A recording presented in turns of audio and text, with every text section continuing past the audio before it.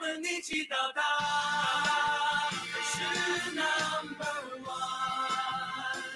强大的企业家，超越表现的力量，我们一起到达是 number one， 强大的企业家，超越表现的力量。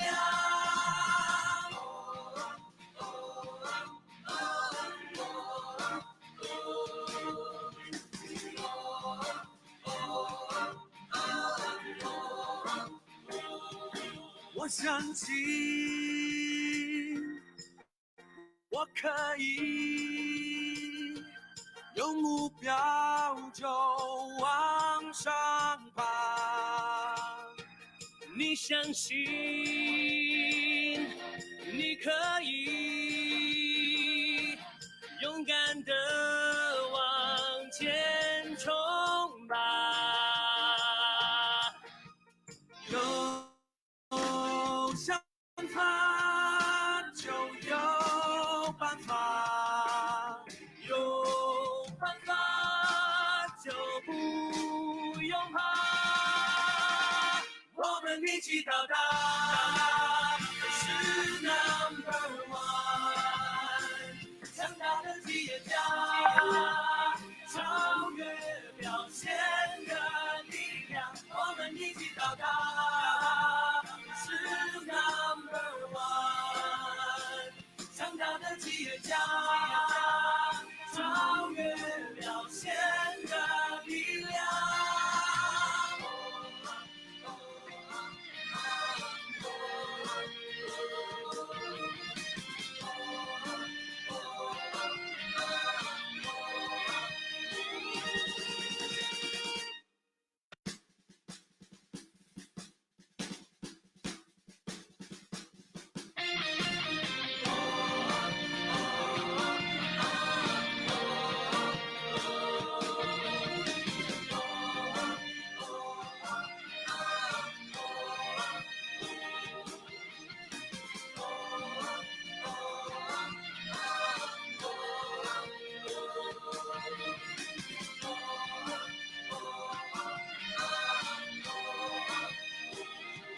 我相信我可以，有目标就往上爬。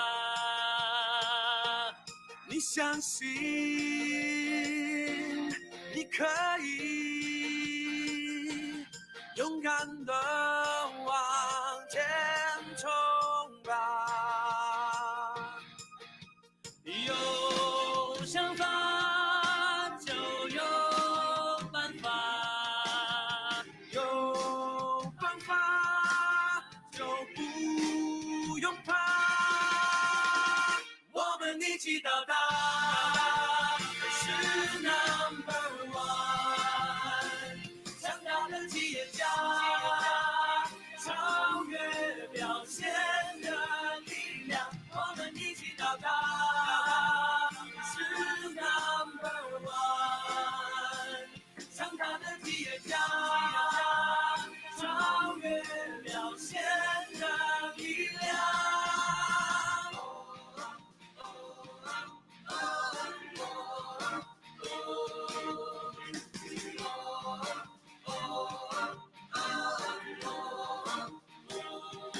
我相信我可以，有目标就往上。Hi, good morning everyone. Wow, welcome to my Facebook Live again on Secrets Revealed. Yes, the Secrets Revealed series, techniques to solve tax audit issues. Welcome and very good morning. You guys are so early, but in just a few more minutes, at 11 o'clock sharp, we are going to start our Facebook Live today. And yes, I will be sharing another technique with you all. Yeah, I'll be revealing another secret, sharing another technique with all of you on how to solve tax audit issue. And today, this episode, we are going to talk about upkeep of motor vehicle. Well, I suppose, right, this is very much related to you, especially if you also uses motor vehicle for business, right? So we are going to discuss about a case, a tax audit case where upkeep of motor vehicle is an issue. So do you want to learn, what kind of technique have we used to solve that issue? Don't go anywhere, stay here, and we're going to start at 11 o'clock, yeah? But at this time, since you're early, help me do one thing. That is to share this Facebook Live out. Yes, share this out right now by just clicking the share button. Now, if you're viewing this from a phone, right, and look at the bottom of your screen, you'll find that share button. Tap that share button and share this out, yeah? If you are viewing this from a computer, you will also find that share button. Click that share button so that you will share this Facebook Live out with your friends, your family, business partner, business associates, so that they can also learn this together with you, yeah? It's not often that I reveal my secrets, yeah? So today, you are lucky because you're here, and please share this out with your friends, family, business partner, business associates as well. All right, so I will see you at 11 o'clock sharp. We will start at 11 o'clock. So don't go anywhere. Stay here, and I shall see you later at 11 o'clock, yeah?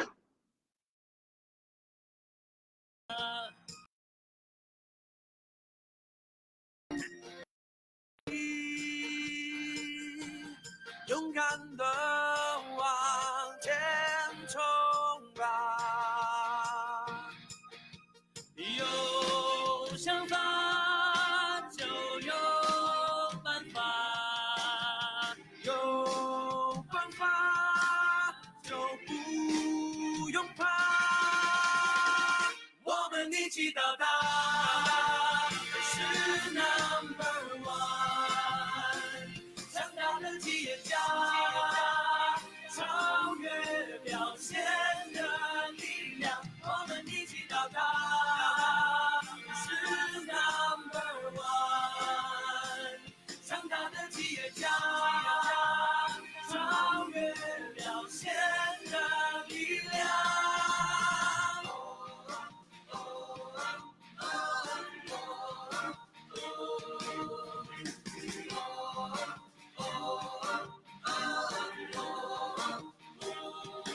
我相信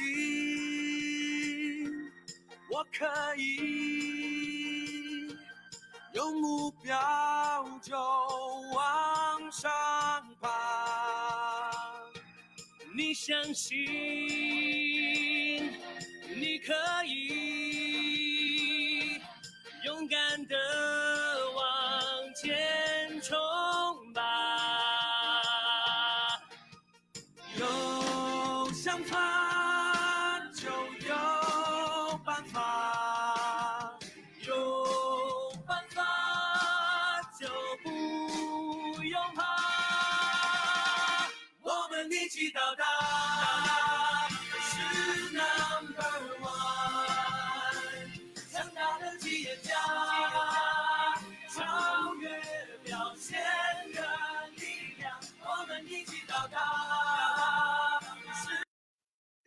All right, good morning, everyone. Wow, it's 11 o'clock already.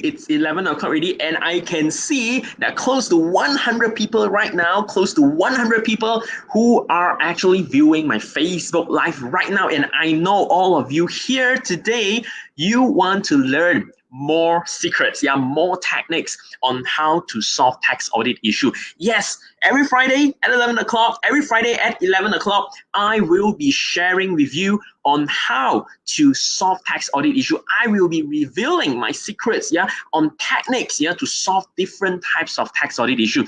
And today, this week, we are going to share this case called upkeep of motor vehicle. Well, I believe a lot of you will probably have company car, right? Will use company car for business purpose, and you will do some maintenance, do some upkeep, and you will probably really want to know, what kind of issue is that? What kind of issue are we going to discuss? Yeah, now, let me tell you, if you're a first timer, you probably say, hey, I can see that this is like episode 15 already, is it? Yes, this is episode 15.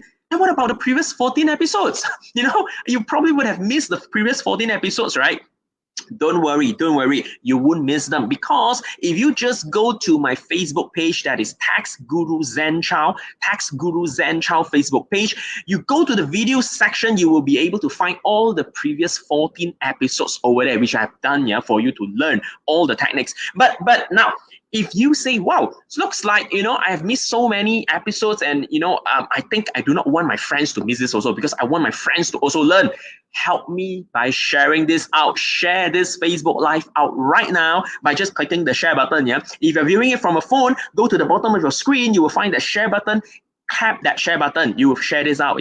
If you are viewing this from a computer, you will also find the share button. Click that share button so that you can share this out with your friends, your family, your business partner, business associates. Let them learn this secret. Let them learn this technique together with you. All right. Or if you say you have any names in your mind, of which you want them to come in, right, and learn this together with you, tag his or her name right now into the comment box so that they can learn this together with you on how to solve tax audit issue.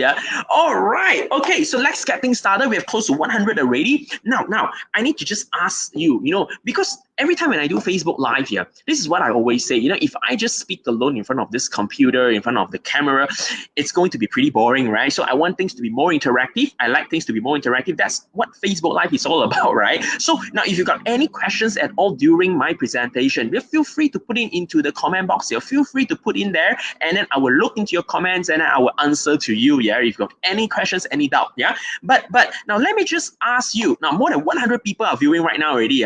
How many of you here actually are first timers? How many of you actually joined us for the very first time? Even though this is episode 15, how many of you joined us for the very first time? If you are a first timer, can you just put number one? Put number one into the comment box. Let's be more interactive. Who are first timers over here? If you are a first timer, please put number one into the comment box right, so that I know you are a first timer and you're joining us for the very first time. So how many first timers are there? Can I just have not a show of hand, but just put your comment into the comment box. Just put number one and show me that you are the first timer. All right, I see Vivian Tan says, no, she's a first timer. And we have Jennifer Hung as well. We have Stephanie Chiu.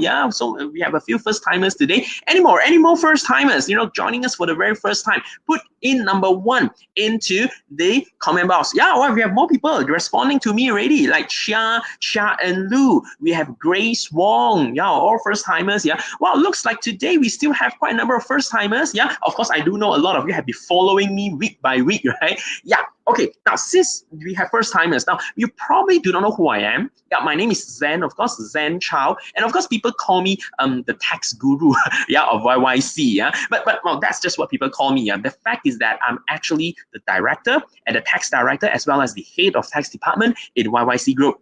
Now, you probably then ask, then who is YYC over here? Who is YYC? Now, let me just take this opportunity to quickly, tell you who YYC is here. Now, YYC is actually an accounting and advisory firm. We were established since 1974. And our brand promise is to empower entrepreneurial success. Now, but to do all this, of course, we have our vision and mission. Our vision is to be the number one world-class accounting and advisory firm in Asia. But our mission is more important. Why? Because our mission is to inspire everyone, including you who are watching Facebook Live right now. We want to inspire you as well to overcome your odds, unleash your potential in life, and most importantly, find your fulfillment in life. Now, that's a very important mission, right? Now, but to do all that, of course, we have to uphold to our promises. There are 3 promises that we always have to uphold to. That is, first, to share our expertise. Now, why do we want to do Facebook Live today? Why do we want to reveal our secrets, reveal our techniques to all of you for free? Right? That's because one of our brand promises, one of our promises over here is to share our expertise to everyone. And we want to give the most proactive care, not normal care. It's proactive care, because we want all our clients to have the most positive experience ever. So these are our promises. Now, if you still think YYC is probably just a normal accounting firm out there, like just any other accounting firms, then you're wrong.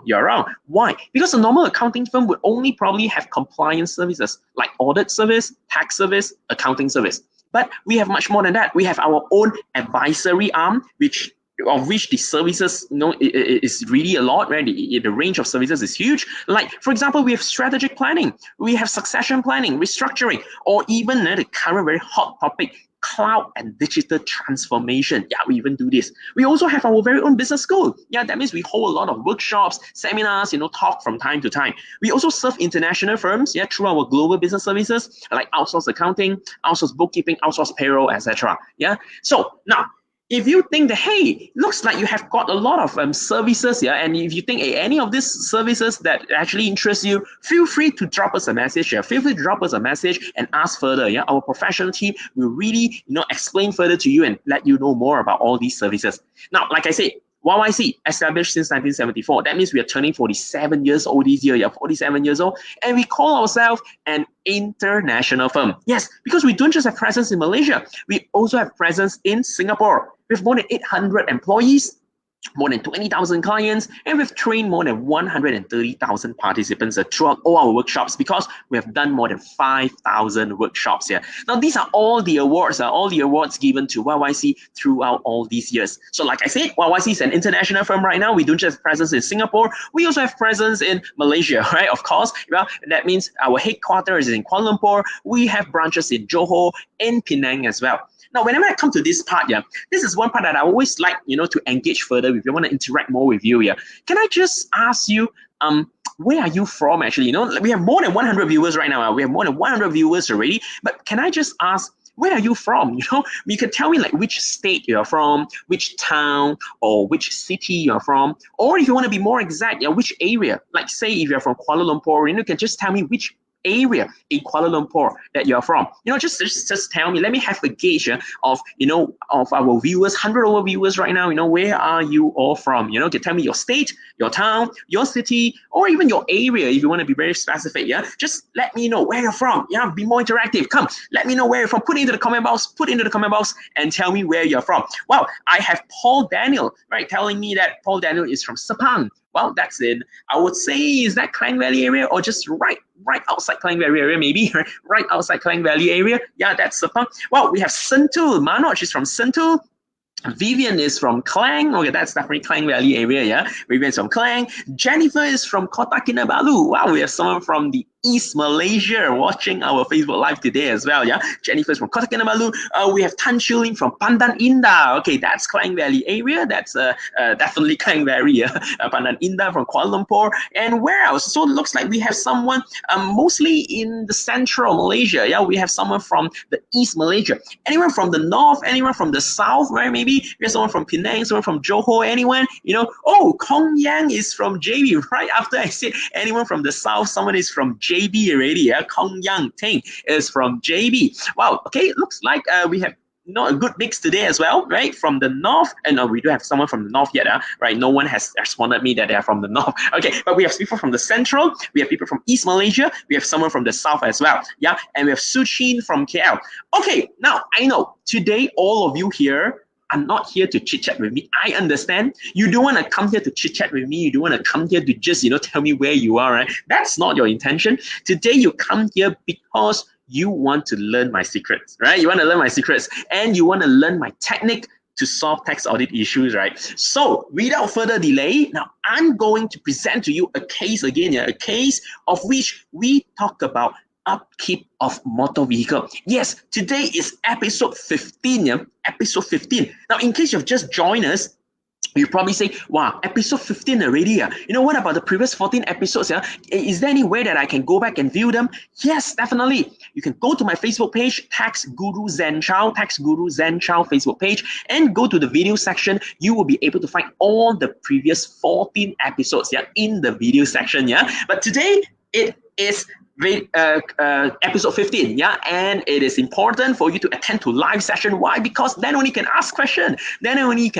And I'll be answering to you. All right. So today, episode 15, we're gonna talk about upkeep of motor vehicle. Yeah. Well, Richard say I'm late. Don't worry, Richard. We're just starting. Yeah. And today we're gonna talk about upkeep of motor vehicle. And now, what is upkeep of motor vehicle? Generally, we say this is maintenance of a motor vehicle, repair and maintenance of a motor vehicle. So most people would then say, oh, if I have got repair and maintenance expenses incurred, can I actually get tax deduction? Well, let's look at the general principles of deductibility. Yeah. Now, those who have been following me, you will definitely heard this like many times. Yeah. But let's try to relate this to upkeep of motor vehicle. Now, the general principle of deduction, of tax deduction, under subsection 33 bracket 1 of the Income Tax Act 1967, it says for an expense to be tax deductible, it has to fulfill these conditions. First, it must be incurred during the period. Well, of course, if you have upkeep, you have repair of motor vehicle, you would have incurred the expense, right? You have obligation to pay, to pay the repairer, isn't it? So you must have incurred. It must be an outgoing and expense. Well, of course, when you have to pay your repairer, you definitely have to pay the money. So that definitely will be an outgoing or an expense, right? Now, it must be wholly and exclusively. Now, this is very important because it must be wholly and exclusively incurred for business. That means here, the motor vehicle that you're using, it must be for business purpose here. Only if the motor vehicle is for business purpose, then you can actually get deduction. Then only you can get deduction, because only if it is for business purpose, it will be called, expenses incurred wholly and exclusively for business. Yeah, so it must be wholly and exclusively. Then what else? Yeah, it must be revenue in nature, which means whatever that you are incurring, it must be not something that gives you enduring benefit or bring into existence an asset, an additional asset. No, it is just to maintain your asset, revenue in nature. And of course, more importantly, it must be in the production of gross income, which means that whatever that you incur, right, even though it's upkeep of a motor vehicle, it must be for you to generate more income.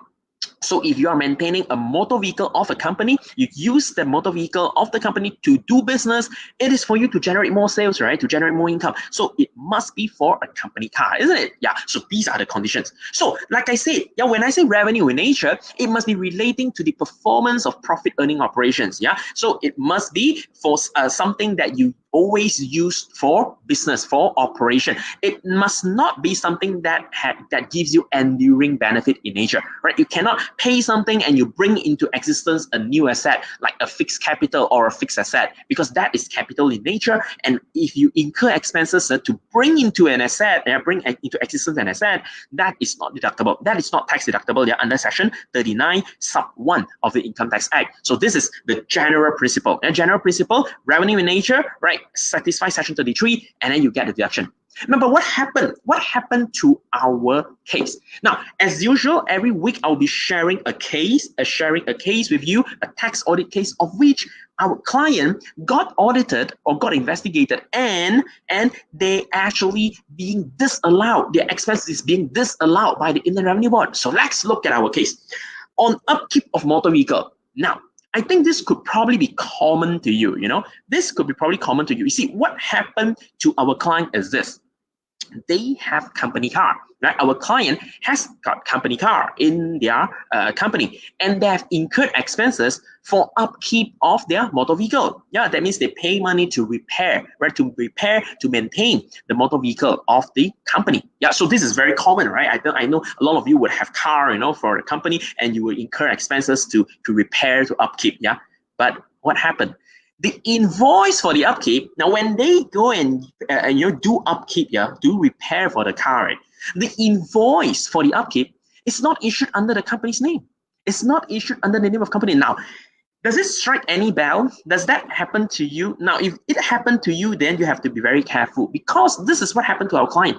They send the car, the company car, to a workshop for repair. And when the workshop issues invoice, they did not issue the invoice under the company's name. They issued the invoice under the staff name. The staff name, because the staff was the one who actually sent the car to the workshop for repair. And when the workshop issues an invoice, they just put in the staff name into the invoice, even though it is an upkeep of the company's car. So I think you guessed it. What happened? When the Inland Revenue Board comes and audit their account, they found out all these invoices not under company's name but under individual's name. What did the IRB say? What did the Inland Revenue Board say? They said, I suspect these expenses do not belong to the company. If it belongs to the company, it should have been issued under the company's name. But it's not even issued under the company's name. It's issued under individual's name. So I don't think these expenses are company's expenses. So when they suspect these expenses are not company's expenses, what will they do? They will say, then this is not incurred wholly and exclusively in the production of gross income of the company. Because they say this is not even company's expenses, these are personal expenses under personal name, so no deduction to be given. Now, I know you would definitely say, of course, the invoice is not even in company's name, so, definitely cannot be deducted, right? And therefore, the IRB, the Inland Revenue Board, disallow all the expenses, the whole amount of the expenses for the upkeep of motor vehicle. You know how much have they actually added back? This is it. You look at this. For 5 years, when they audited 5 years, and they look into all this, petrol, road tax, toll, upkeep of motor vehicle, and they say all of this relating to that car, I think it is not even for the company's usage. It's not even for company's purpose, and therefore all 5 years, they added everything back. Look at this, because they said, IRB say, when you have an invoice that is not even in the company's name, it's in person's name, well, somehow we think this car, is not even used for the company. It's not even used for the company. It's probably a personal car, and therefore all the car-related expenses, all the upkeep, and the petrol, the road tax, the insurance, everything added back. All of this added back because they say, I suspect this is not even company's expenses, right? I suspect this is actually a personal car, personal expenses, so everything added back. And if you add up all this, hey, this is a few hundred thousand, this is a few 100,000 ringgit, all added back, all not deductible.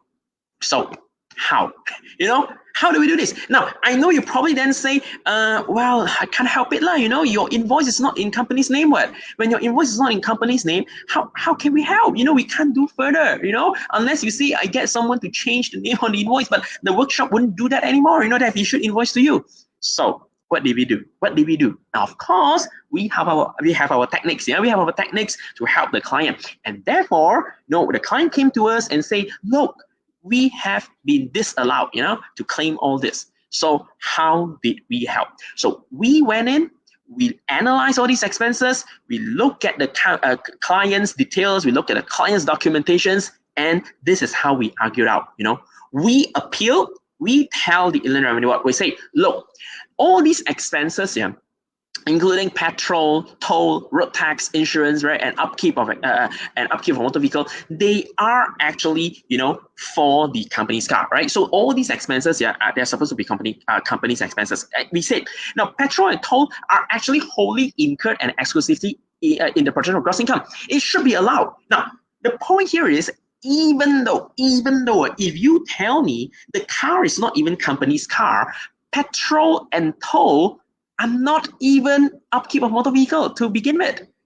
Petrol and toll are traveling costs. These are called traveling costs, traveling expenses. They're not even supposed to be considered as company's car upkeep, So even if you use your own car and if you claim petrol, you claim toll for your business traveling, it should be allowed. So we say, first, petrol and toll should be allowed, whether or not it is for company car.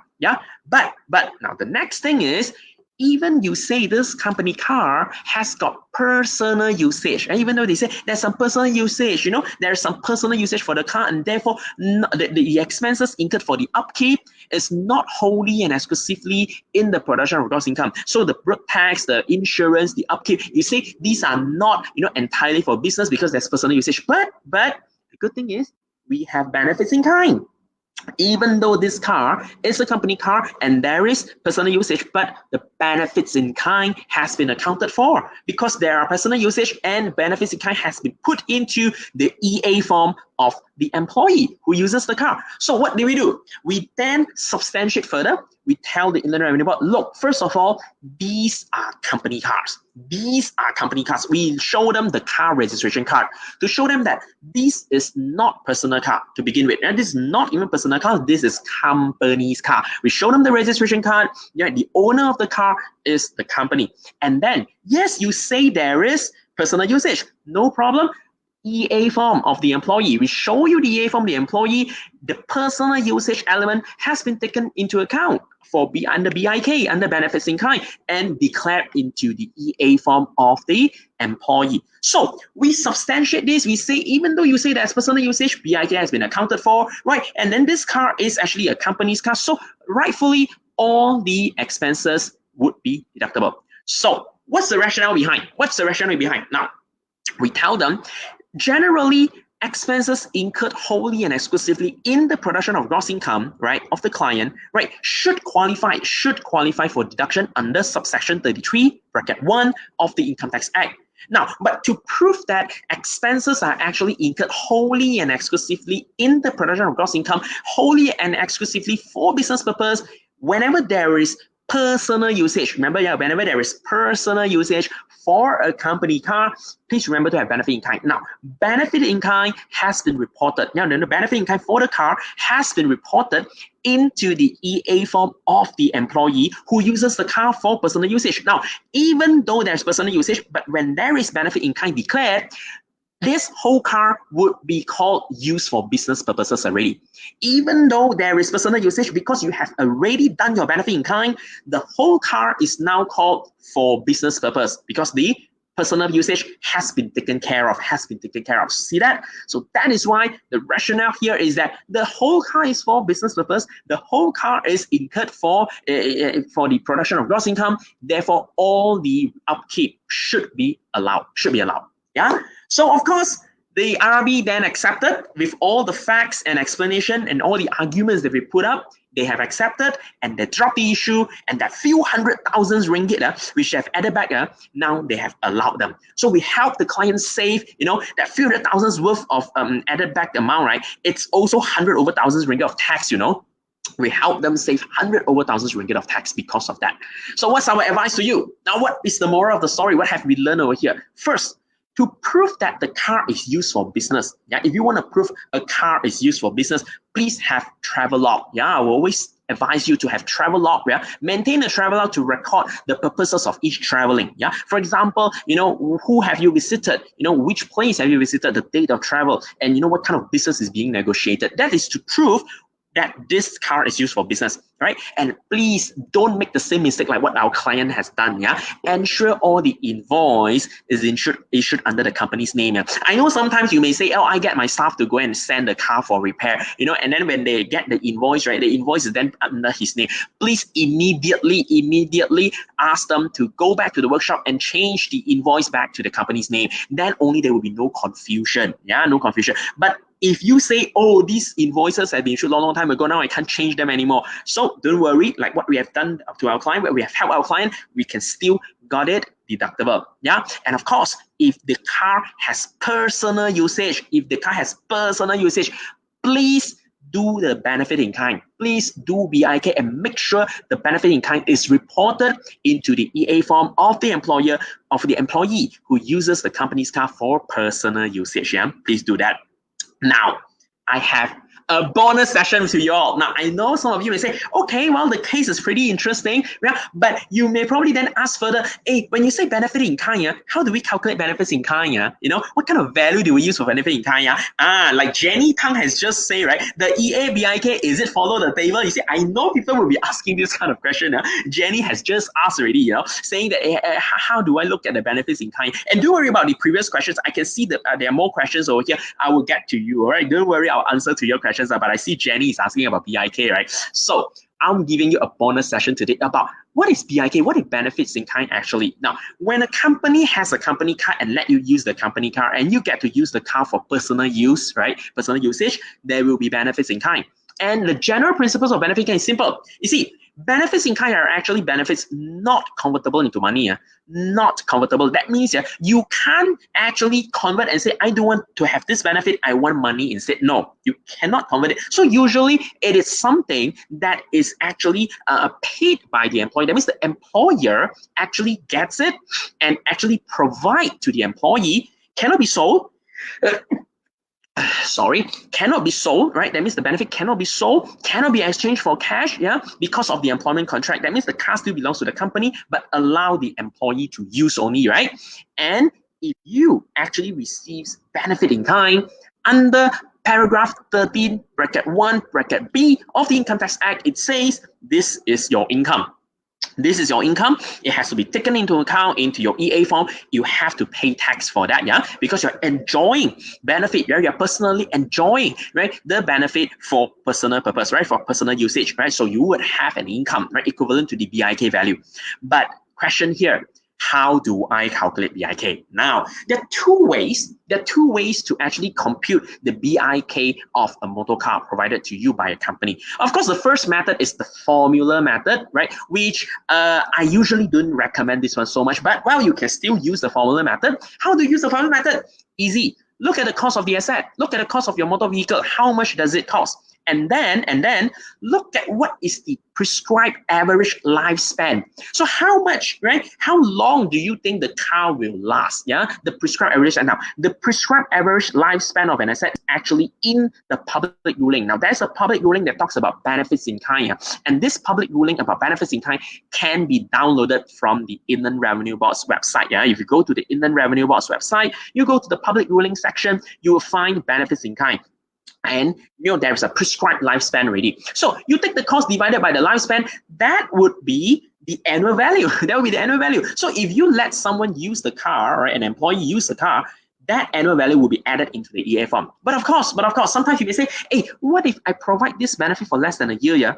What if he's sharing this car with another employee? What if, most of the time this car is actually used for business purpose? Now, of course, the value can be abated. Yeah, can be abated, can be reduced, can be apportioned, but you've got to substantiate it. If it's less than a year, so use the number of days that this employee has used and actually apportion it. If it's shared with another employee, how many people are sharing it? Divide among themselves. So this is how you actually apportion it, right? Abate the BIK. But no, this is actually a more difficult manner. This is actually a more difficult way. But I would always say, why do we use the table? Yeah, like what Jenny Tang was saying, right? There is a prescribed table of which you don't even have to look at, what's the cost, what's the average lifespan and things like that. You don't have to. Just look at the table. Look at the cost of your car when it was new. Yeah, remember, yeah, even if you buy a second-hand car, you have to look at what is the amount, what is the cost of the car when it was new. Look at the price of the car when it was new, and you just straight away go to the prescribed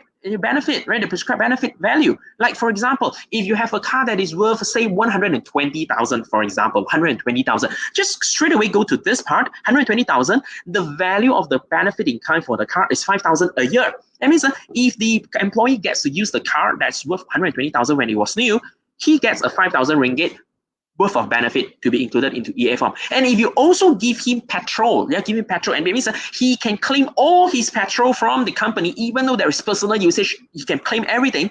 Then he only has to take in 1,500 ringgit as petrol benefit into his EA form. And then the company can then expense off all the expenses already. He can expense off all the expenses, and that's because this car that has already benefit in kind calculated, it's all for business purpose already. See that? Of course, again, it can be abated. Yeah, if it's provided less than a year or shared with another employee, of course, it can be abated. That means that you can apportion the value if it's not used for a year or if it's shared with someone else. Yeah, so this is the table that I'm sharing with you. Of course, if you want to have a look, download a copy of this table, you can always download the public ruling about benefits in kind. That benefits in kind table actually shows you all this. All right, so this is the bonus that I want to give you, But of course, now, like I said, just now you did see, right? IRB could be sometimes very aggressive. Yeah. The Inland Revenue Board can sometimes say, hey, your invoice is not in the name of a company. I'll straight away disallow everything. You come explain to me. So always remember, yeah, viewers out there, yeah, if you receive any tax audit letter, please do not be afraid, do not be panicked. Don't just say, oh, I received this audit letter that asked me to pay how much tax in extra, how much penalty. I can't do much, they asked me to pay, I just have to pay. No, don't be afraid, don't be panicked. Come to us first. If you receive any tax audit letter that asks you to pay more tax, more penalty, any tax findings that you receive, come to us, drop us a message us at our Facebook page. You can either go to our YYC Advisors Facebook page, or you can go to my Tax Guru Zen Chow Facebook page.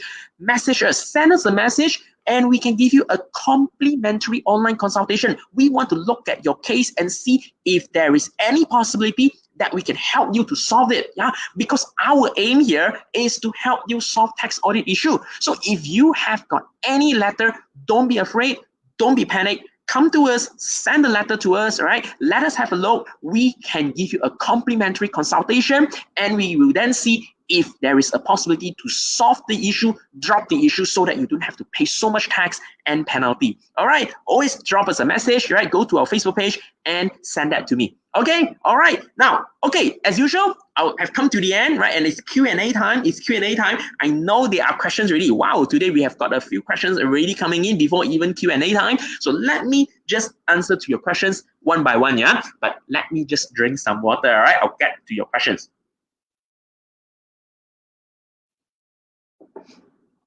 Okay, let me just go back to this page, yeah, in case if you want to know, hey, what's your Facebook page again? Yeah, you know? Well, remember, my Facebook page is Tax Guru Zen Chow, and please help me do one thing. Go to my page, like it, share it. Most importantly, follow it. Yeah, follow my Facebook page, because every week, every Friday at 11 o'clock, we will be doing this Facebook Live that talks about tax audit issues. How to solve tax audit issues. So make sure you get the first-hand information by following my page. So go to my Tax Guru Zen Chow Facebook page, like it, share it. Most importantly, follow it. Yeah, all right, so do it, and you get the latest updates. Yeah, okay, let me just look at the questions. Okay, all right, now first question here that I have received up there is from Chin Cheng. Okay, Chin Cheng is asking, if the motor vehicle not belongs to company, can claim for deduction? For example, salesman use own car for doing sales, and the car maintenance cost can claim deduction if the bill issue under company name. Now, Chin Cheng, this is very important. I understand sometimes you may say, oh, staff is using their own car for business purpose, not even company's car, and then the company pay for their maintenance. Yes, I know that happens, right? Remember, if it's not company's car, and you pay maintenance for for that car, right? It is not in the production of gross income. It's not actually for the business purpose, and it is not actually deductible, But unless you can prove that this car is really used for business and you have a logbook. That's why I ask you, if you can maintain a logbook and say, if this car, what has been used, right? What is the mileage of the car, right? What is the total mileage? What is the distance that have been used for business purpose? What client has this salesman seen? What is the purpose, where, the date of traveling? If you have that logbook properly maintained, then, well, you can have a portion that's used for business purpose to be deductible. But if you don't have that, at all, how can you say this car is used for business purpose? Because you're going to maintain someone else's car, right? Now, unless you say, oh, if I don't have the logbook maintained, what can I do? Now, if you really say, I don't have a logbook maintained, and I still want to claim deduction, this is what you have to do. You got to pay this maintenance to your staff. You call it, an allowance, a motor car allowance given to the staff. And then you get deduction, but the staff who received the motor allowance, he will actually be taxable. The motor car allowance that he's receiving, that will be taxable already in his EA form. Now, if you want to do the simple way, you pay him a motor car allowance, he gets taxed. This has to go into the EA form. Of course, the company will get deduction. Otherwise, maintain a logbook to show that the car actually is being used for business. All right, okay, I hope I've answered to Chin Cheng. Now, Shirley Chong say, if just car registration number, Shirley, I didn't get your question. Are you trying to say that if I only have a car registration number? And I really don't get your question. Now, maybe you can rephrase your question a bit, Shirley, because I really don't get what's the question over here, yeah? Now, you is asking, invoice not under company name, only specify the car plate number can. Now, if it is not under company's name, but it is specifically mentioned already, it's specifically mentioned that there is this car registration number over there, then yes, you can still claim. Because if you have this invoice under the car plate name, car plate number, then it's okay. Oh, I think Shirley is probably also asking that, if my invoice only have the car registration number. Now, it shows that this is actually for the company's car, then actually it is okay. That is also okay, yeah? All right, okay. Next question, I have Gracie.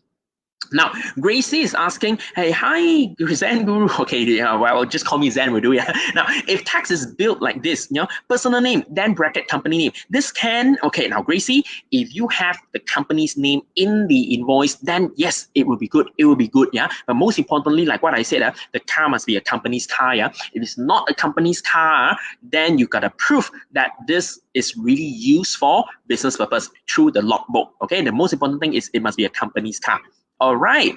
Next question I have here from a long one from Vivian Lee. Wow, Vivian Lee is asking this, yeah. What if there is no vehicle in the fixed asset then? Director use their personal car to do transportation and for business meeting. Can upkeep of the vehicle and petrol be allowable? What if we have what if we how come I can't click the see more? What if you have a logbook to prove that it was used for business? Now, Vivian, this is what I have been saying. This is what I have been mentioning. If you want to maintain someone else's car, not company's car, yeah, it belongs to an individual, right? Rightfully, the deduction is not, the expenses is not deductible. The expenses are not deductible. Of course, the petrol is okay, lah, right? If you can prove that this petrol is only for that trip, yeah, for business purpose, then of course, okay. But if you say, oh, it's general petrol, or every time, the director pump petrol, they will claim back, then you need a logbook. You need a logbook to substantiate what are the distances that are for business purpose, and you compare it with the total distances of the car, right? The total mileage of a car, and then you know what's the percentage of business use, right? Then when you have the percentage of business use, that percentage will be deductible. See that? It's so simple, right? Once you have a logbook, you have the total distance covered for the whole year, you compare with the total distance covered by the car, then you just take the portion for business purpose for your business deduction. That will definitely show that these distances are for business and you can claim deduction for that portion, but not the entire amount, only for that portion, which is substantiated by your logbook, yeah? All right, Vivian. Okay, next, yeah, I have Helen. Okay, Helen is asking this question, yeah. Hi, Sifu Zen. Don't call me Sifu, call me Zen will do, yeah. All right. If the car, not company car, but under director or staff name, can use the same fact to explain to IRB for 100% tax deduction for upkeep for motor vehicle insurance. Helen, I think I have answered to this many times, yeah. Again, if it's not company car, it's actually the director or staff's car. Please have the logbook, right? The logbook would show you what's the percentage of the car, of the usage of the car that belongs to the company usage. Yeah, if it belongs to the company business usage, that portion is deductible. But if you don't have a logbook, that is hard to substantiate, right? It's hard to justify that this car is actually used for business. So what I usually say, if you want to do the easy way out, well, very simple. Give a motor car allowance.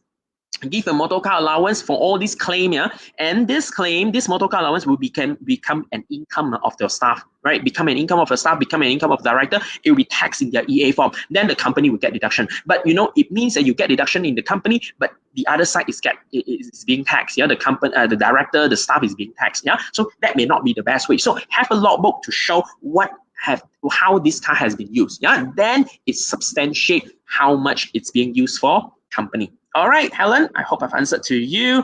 Next, I have Chia Tiong Sun, right? Chia Tiong Sun. So Chia Tiong Sun is asking, may advise how to find new cost value of motor vehicle for recon car when determine BIK. Wow. Okay, Chia, this is a tough question, yeah.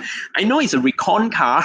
I know it's not easy, yeah, but still you have to find out lah. Now, I know sometimes, if the recon car is also being sold in Malaysia, then it's not too difficult because you can still go to the website, yeah, of the car dealer, or the car manufacturer and see what's the selling price. But if you don't have that, you probably then need to go to some other website. Say if this car is not sold in Malaysia, it's only sold overseas. Then how? You need to then look at the overseas website. What's the value of the car when it was new? It may be in foreign currency. Then you have to convert it back to ringgit. Using the exchange rate that is being published in the Inland Revenue Board's website. Yeah, Inland Revenue Board's website has the exchange rate. Yeah, for every year. So you have to use that and look at what's the value. What's the value? In terms of ringgit. Then you can go back to the table. And look at what is the value. Yeah, so that is how you can do it lah, Chia Tiong Sun. All right, next, Jenny Tang is further asking, hi Zen, I suppose this can be adopted for enterprise, right? Now, Jenny, enterprise is a little bit different. Yeah, when you say enterprise, I think you're referring to sole proprietorship or partnership, right? It's not company. Now, remember, a sole proprietorship is equivalent to individual. When you go and buy a car and you put it under a sole proprietorship, it's actually as good as an individual is owning the car. So there would definitely be private usage element in it. There will definitely be private usage element unless you can prove if with a logbook that is 100% for business. Otherwise, what the IRB, what the Inland Revenue Board will usually do is they will disallow 1/3. They will disallow 1/3 of the usage of the motor vehicle, right? So that is usually what would happen, yeah? All right, if it's for an enterprise, like you say, also proprietorship. Okay, I have more questions here from the other side. Okay, say farm. Wow, farm has a long question, yeah? It's on the other side, right? Facebook Live over here. Lawyer firm when charge the customer the out-of-pocket expenses like traveling expense, printing and miscellaneous, but no issue the invoice, okay? Just issue a receipt to the customer when the customer paid the fee. The lawyer only will issue invoice to the customer when they have charged the legal fee and with the disbursement like printing, traveling expenses. So your question 1, can the lawyer don't issue the invoice for disbursement fee and charge to customer and only issue receipt when received the disbursement? Now, farm, first question is that can the lawyer don't issue invoice for disbursement? Now, rightfully, they are supposed to put in the disbursement fee into their invoice and just state their disbursement. They have to just state clearly this is disbursement lah, for their traveling, printing, and things like that. Yeah, right. When you say they don't issue invoice, of course, it's not right. But if you say if they can issue you a receipt and the receipt also state clearly, that this is for disbursement, I think that is also okay because as long as the receipt state clearly, yeah, that this is disbursement. Your question number 2 is that the customer can use this receipt as proof as expense to deduct as company expense. Well, yes, I said, as long as you have a good receipt or a good invoice with the disbursement clearly stated, then yes, you can still claim deduction. Okay, I have another question here from Pung Nider. Pung Nider is asking if the company did not pay for the cost of the motor vehicle, but the motor vehicle is issued under company's name and it is used by one of the control directors. How to report BIK in the EA? The motor vehicle is a second-hand vehicle. Now, it's simple. Now, you say company did not pay the cost of the motor vehicle, but it's under company's name. Well, this is a bit weird.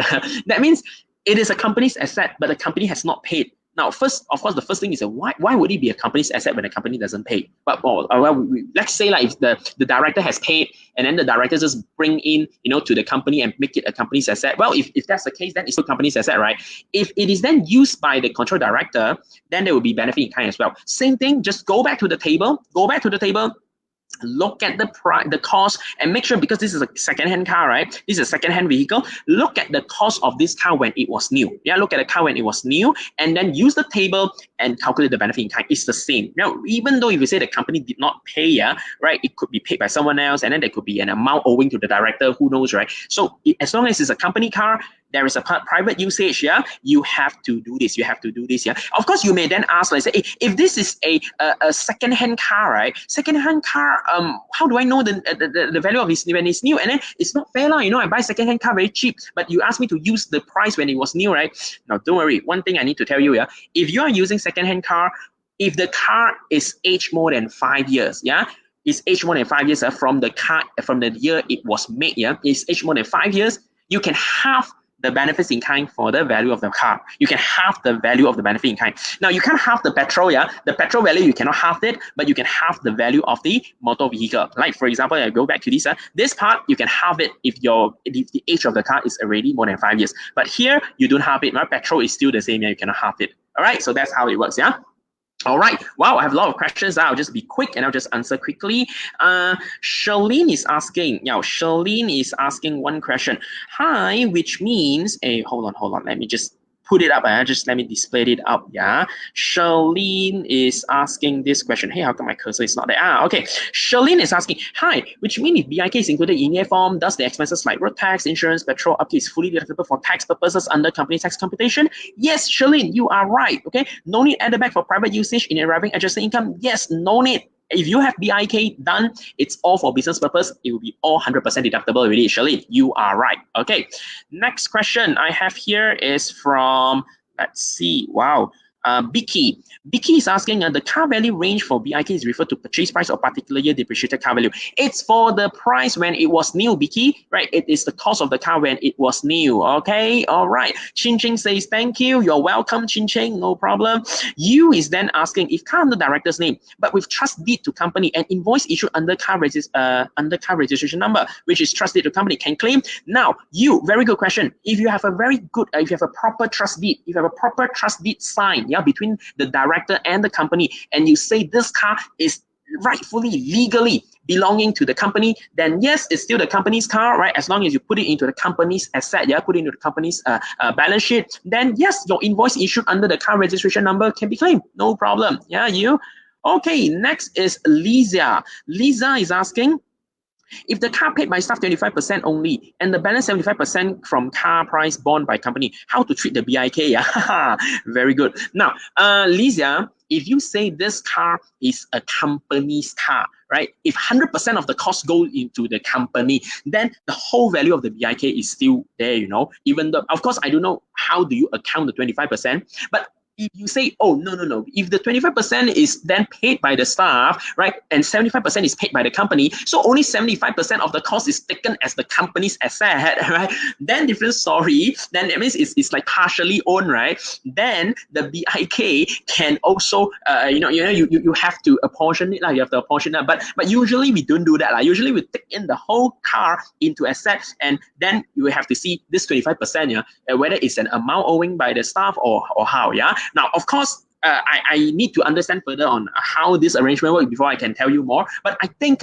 Lisa, if you say, hey, can I plan something and can I plan something to make it, most deductible? I mean, the deduction is highest or most beneficial. I think what you can do is probably PM us, drop us a message. We can look into the case further and see how we can help. Yeah.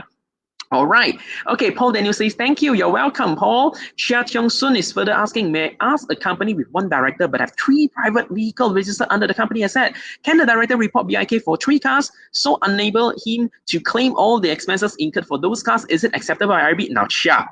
Now, this is tricky. If you say you have 3 cars, everything you put under company's asset and everything also under BIK, yeah, the IRB may challenge, yeah. The IRB may challenge, yeah, because they say, hey, one director, why would you use 3 cars? Why would you use 3 cars, from the company? Why would the company give you 3 cars, for you to use? If you can justify, oh, these 3 cars are for different purposes, even though there is private usage, definitely there will be private usage, but I would still use it for business. Yeah, different cars are for different usage, different purposes, and all 3 cars are used for certain level, certain extent of business purposes as well. Then yes, you may get it through. But if you say all 3 cars, right, only one is also used for business, the other 2 cars is totally not for business at all. Then they may challenge, say, hey, you're not supposed to have so many BIKs. Yeah, so please make sure you can also justify that the other 2 cars are also used for business. All right, Chia. Okay, Chin Ching is then asking this one. Okay, Chin Ching is asking, how about related company car but claim in the company? Can deductible? Actually, it's common director. Now, Chin Ching, same thing. If the car doesn't belong to the company, belongs to a related company, that means you're not maintaining your company's asset, right? You're maintaining someone else's asset, right? Again, it's the same thing. You're maintaining someone else's asset. If you're maintaining someone else's asset, you are not supposed to get deduction. You're not supposed to, right? Unless you can prove that this car, even though it's a related company car, but it's really used for my business. Well, again, now the logbook thing has to come out. So this is very important. Now, you cannot just say because it's related company, I'm paying maintenance for another company. Hey, that maintenance for the other company's car, right? It should be incurred by the other company, what? The other company is supposed to pay for the maintenance, not your company, right? So that is how it works, yeah, Chin Cheng? All right. Okay, Vivian Lee is asking this question. Now, I think insurance and road tax not belong to the company. This will not be allowed, right? Unless it's in their EF form, right? Yes, you're right. I told you already, right? When the insurance and road tax is not even the company's car's insurance and road tax, it is not deductible.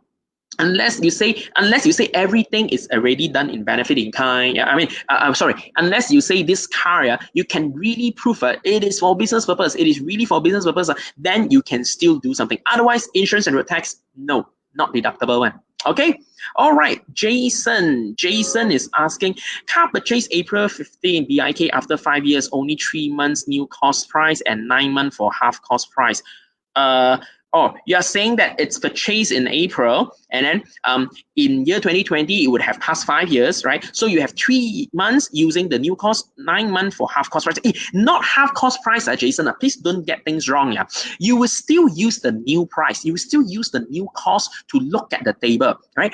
But if the car is aged more than 5 years, instead of saying 5,000 is the BIK value in the EA form, you only put 2,005. You only put 2,500 ringgit into the EA form. Yeah, that is how it works when it's more than 5 years. You still look at the cost when it is new. Yeah, you don't have the cost. Yeah, you have the value of the benefit. But petrol, you don't have. Petrol, you still take the full amount. Okay, Jason?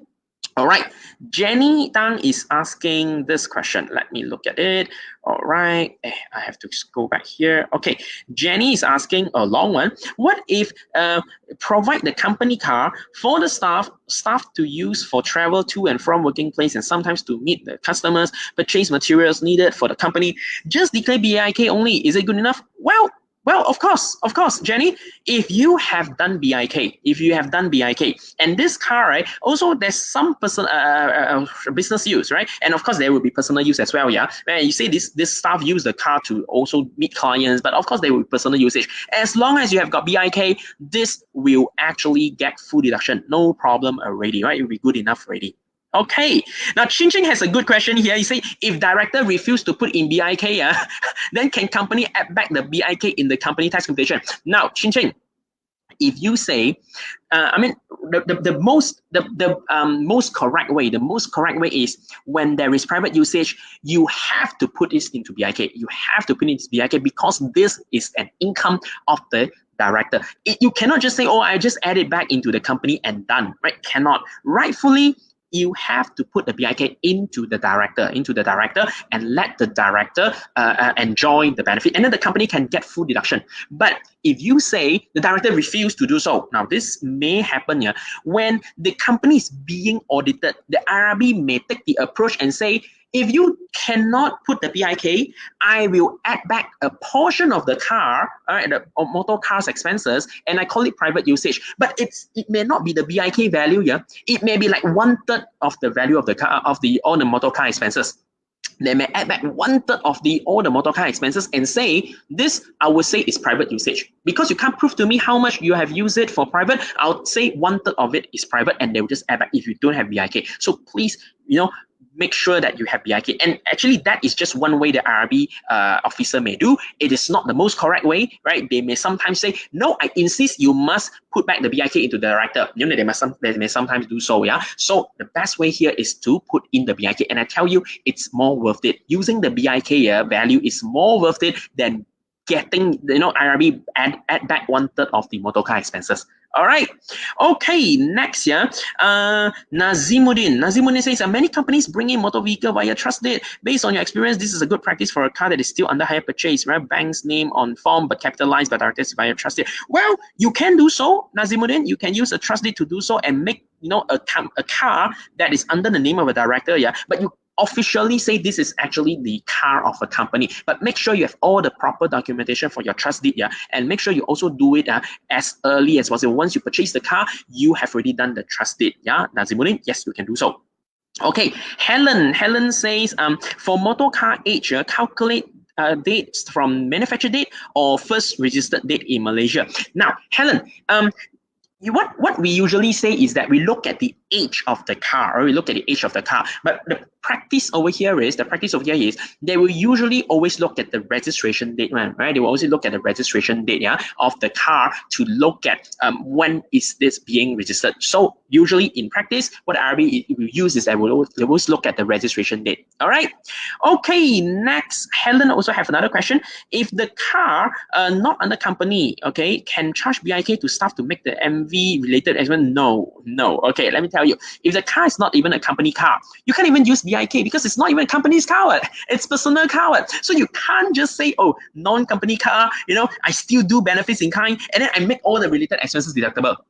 No. If it's not company's car, it's not company's car. If you're going to maintain non-company's car, right, then you either have a good logbook, or you may say, okay, then 1/3 of it is for private usage law, things like that. So you I would say have a logbook to justify. That would be the best if it's non-company's car. Okay, Ryan Law, right? Having another question. Right, I'll probably answer to this, and then I think, wow, we are almost 1 hour already. Yeah, I probably take this as a last question. Yeah, Ryan. Okay, so Ryan Law has this question: if taken in BIK, yeah, but did not put in petrol, cost company pay petrol allowance to the staff, the allowance is taken to EA under the exemption 6,000 for official duty. Can or not? Well, very good question, Ryan. Now, if you say under BIK, you never use the petrol, okay? But the company actually pay petrol allowance and the staff actually pays their own petrol. You are right. If the staff is in the position of needing to go out, needing to travel, yeah, right, to meet clients, say salesperson, for example, and you give a 6,000 ringgit allowance, yes, that is exempted. A traveling allowance for official duty up to 6,000 ringgit is exempted. But please make sure your staff is in the position, in the capacity of needing to travel. Yeah, you don't say I pay a receptionist who need not to travel and a 6,000 allowance and say this is official duty allowance. What kind of official duty would he or she be doing? You know, a receptionist. So don't do that. All right. So if you say this is for a person, let's say salesperson who needs to travel, you give an allowance. Yes, that can be exempted, man. Okay. Oh, one more question coming in. Okay, I'll take Caroline's post question as last question. Caroline's post question as last question. Okay. Caroline Poe is asking, is it necessary to have trust deed if only have resolution to state hold on behalf of company can? Not strong enough, Caroline. Not strong enough. I would say you make it proper, have the trust deed. Just a resolution to say, oh, it's held on behalf of the company, I would say not strong enough. The IRB can challenge and say, resolution, you know, anyone also can do it, can just simply do it, you know, right? Just get your company secretary to do. So I will say, do it properly. Do it properly with trust deed. Yeah, please do so. All right, I think I've answered to all questions already. Wow, very good. Today we have lots of questions and we are almost to an hour already. Yeah, as usual, we don't want to do this for more than an hour. Yeah. So again, last but not least, just to remind all of you again, if you have got any tax audit letters received, don't be afraid. Don't be panicked. Yeah, if this is being added back, that is being added back, this is disallowed, that is disallowed, you know, ask you to pay more tax and penalty. Don't be afraid. Come to us, drop us a message, send the message to our Facebook page, yeah, either to YYC Advisors or to my Facebook page, Tax Guru Zen Chow. We can do an online complimentary, you know, consultation session for you and to help you succeed, whether we can help you to solve it. Yeah, because over here in YYC, our aim is to help you to solve tax audit issue, right? We want to help you to solve tax audit issue. Yeah. All right. So I hope you have really learned something. I hope today is a fruitful session for you. So many questions. Yeah. And I've answered to all of them. Hope that it helps you to have more understanding. Yeah. And remember, follow my Facebook page. Yeah, like, share, and follow my Facebook page so that you get the first-hand information. Every Friday morning, 11 o'clock, I'll be doing more techniques. You know, I'll be sharing more techniques, more secrets, you know, more tax audit issues with all of you. All right, so have a great week ahead. It's Friday. Yeah, it's Friday. Have a great Friday and have a great week ahead. And I hope I can see you again next time. All right, I hope I can see you again next time. Till then, right, have a great day. Stay safe. Take care of yourself. Goodbye. Goodbye. Bye-bye.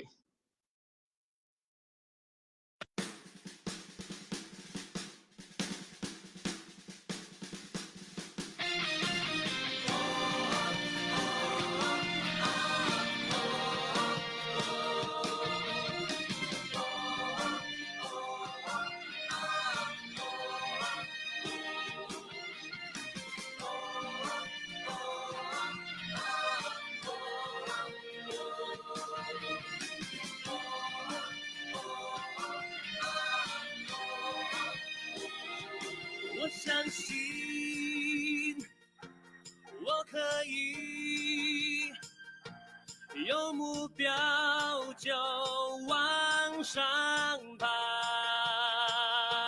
你相信你可以。